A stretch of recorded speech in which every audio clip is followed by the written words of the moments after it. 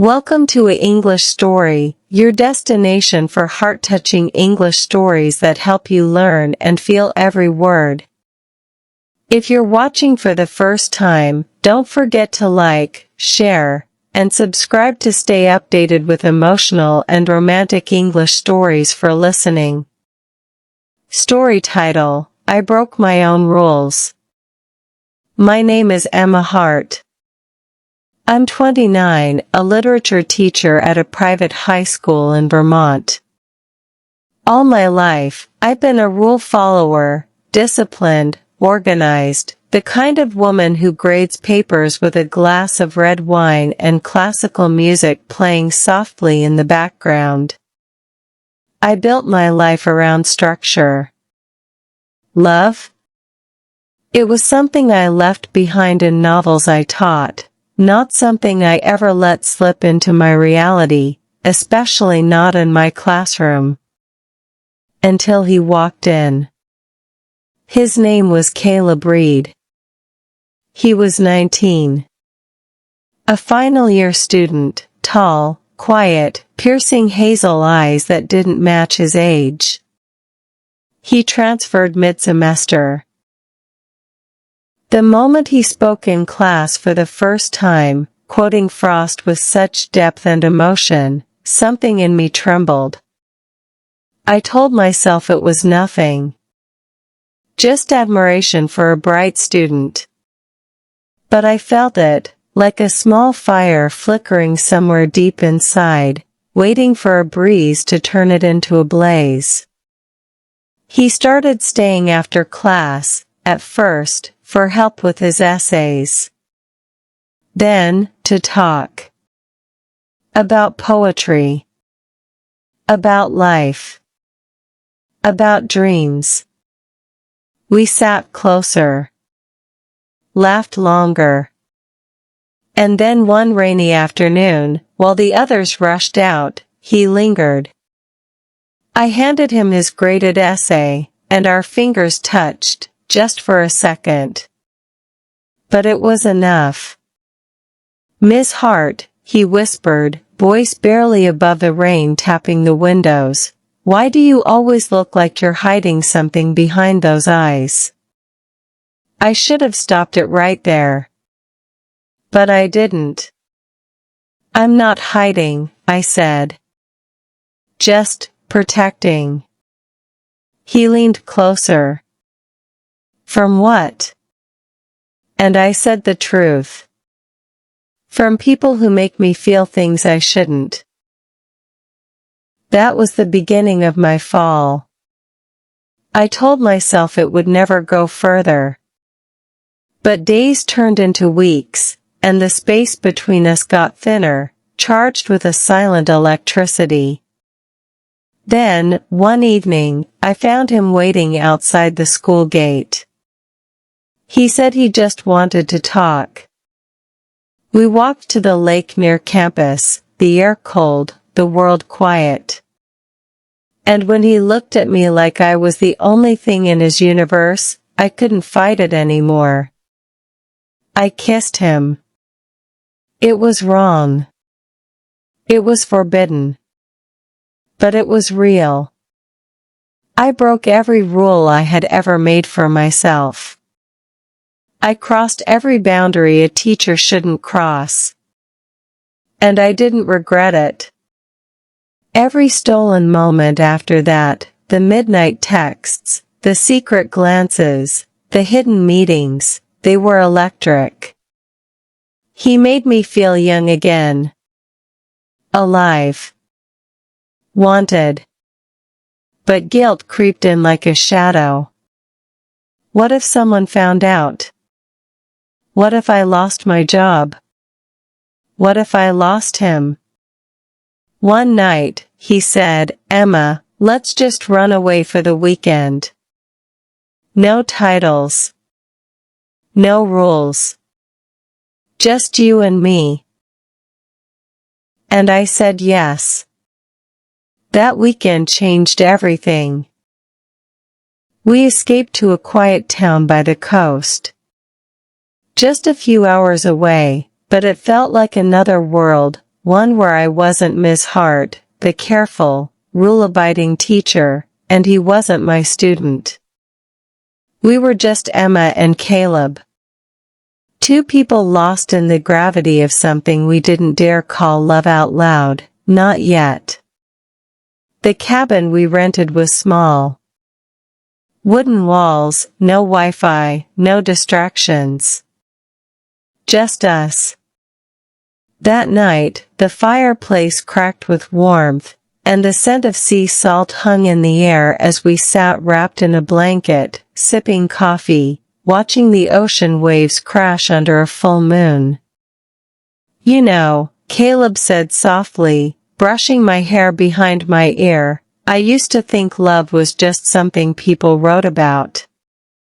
Like those stories you read us in class. But now, it feels real. I looked into his eyes, unsure if it was right to feel this much for someone I could never have openly. But the way he looked at me, it wasn't teenage lust. It was deeper. Honest. Dangerous.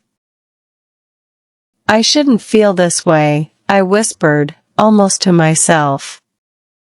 But you do, he said, placing his hand over my heart, and so do I. That night, we didn't talk much. We didn't need to. Every kiss, every touch, every breath we took was more than just passion, it was confession. A silent promise. I surrendered. Fully. Completely. The teacher disappeared. The woman emerged. By morning, the guilt had returned like low tide creeping back to shore. I stood by the window watching him sleep, my heart torn between two lives. The one I had built with rules, and the one I was now breaking for love. When he woke, he wrapped his arms around me from behind. Let's not go back, he said against my neck. Let's just stay here. Start over. My heart ached. We can't hide forever. He turned me around and looked into my soul. Then let me fight for us. I will. I wanted to believe him. But the real world was waiting. And it never plays fair. The moment we returned, everything felt heavier. Hallways that once echoed with harmless chatter now felt like corridors of suspicion. I found myself flinching at every glance, every question from a colleague. Caleb acted normal, too normal. He smiled like nothing had changed. But everything had. I avoided him in class. I couldn't even look him in the eyes without feeling the weight of what we had done. But he watched me like he was still holding that weekend between his fingers, unwilling to let go. Then it happened. One afternoon, I was grading papers in the staff room when another teacher, Mr. Bowen, sharp-eyed and curious, leaned over and said, "Your star student, Caleb Reed, spends a lot of time in your class after hours, doesn't he?" I smiled quickly, too quickly. He's just passionate about literature. But my hands were shaking. Later that week, a note slid into my desk. No name.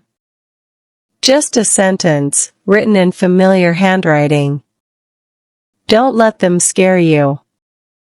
I'm not ashamed of loving you. See. My heart raced. It was reckless. Dangerous. But beautiful. That night, I waited in my car long after the final bell. He came. Opened the passenger door. No words, just silence.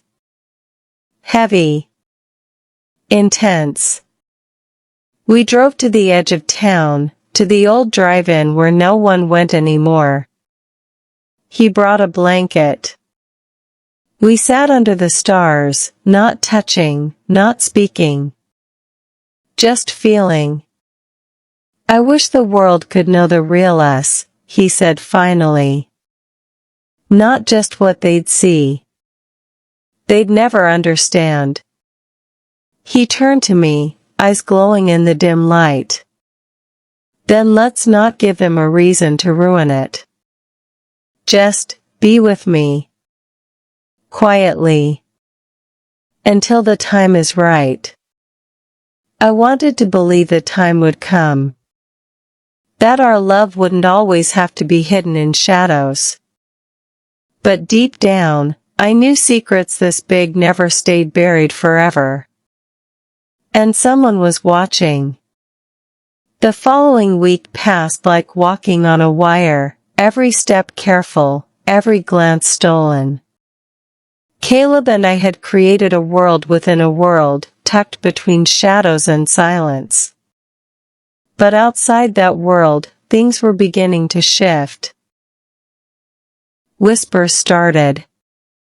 I heard them in the hallways, subtle but sharp. Did you see how she looks at him?